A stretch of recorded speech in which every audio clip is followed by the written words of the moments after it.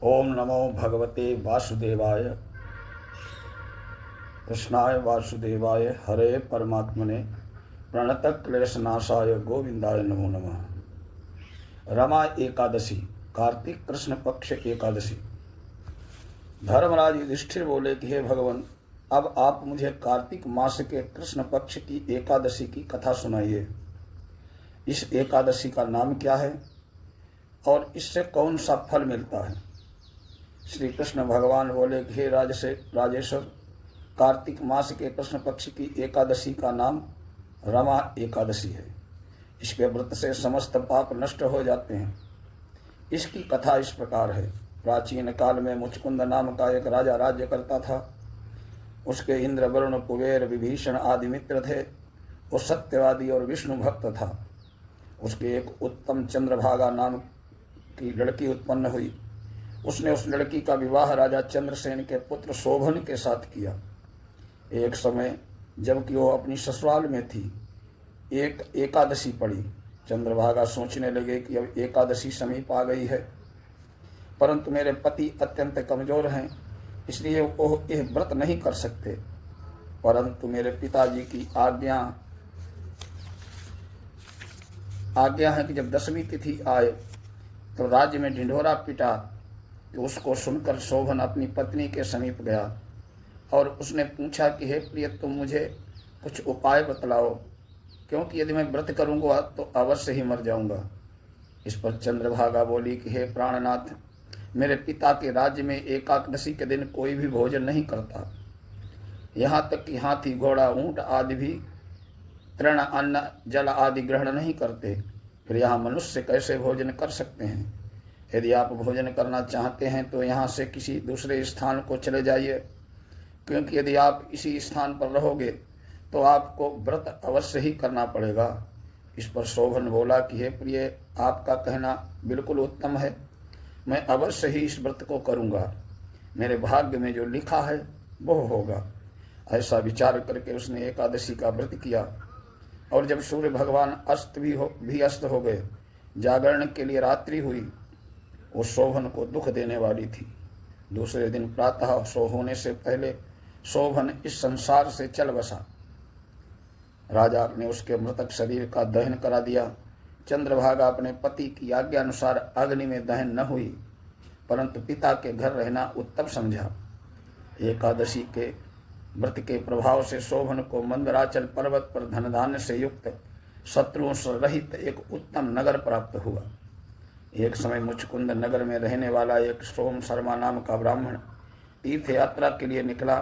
उसने घूमते घूमते उसे देखा। उस ब्राह्मण ने उसको अपने राजा का जमाई जानकर उसके निकट गया। राजा शोभन ब्राह्मण को देखकर आसन से उठ खड़ा हुआ। वो उससे अपने ससुर और स्त्री चंद्रभागा की कुशलता को पूछने लगा।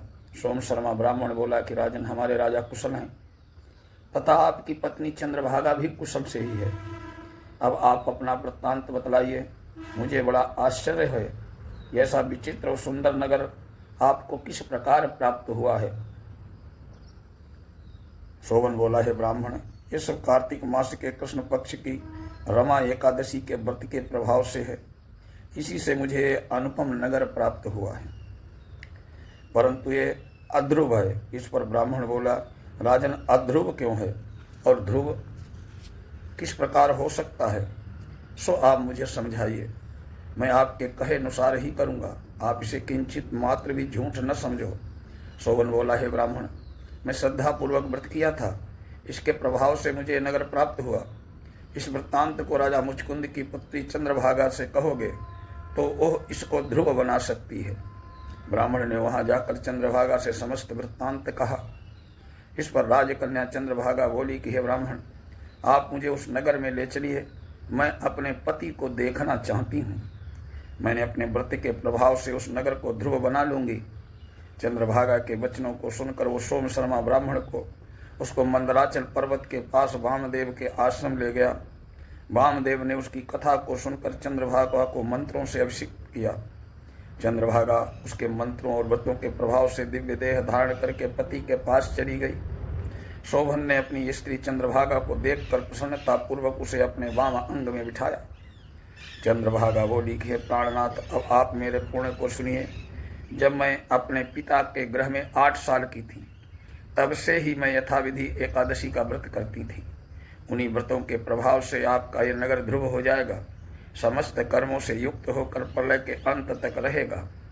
चंद्रभागा दिव्य रूप धारण करके दिव्य आभूषण और वस्त्रों से सजकर अपने पति के साथ आनंद पूर्वक रहने लगी।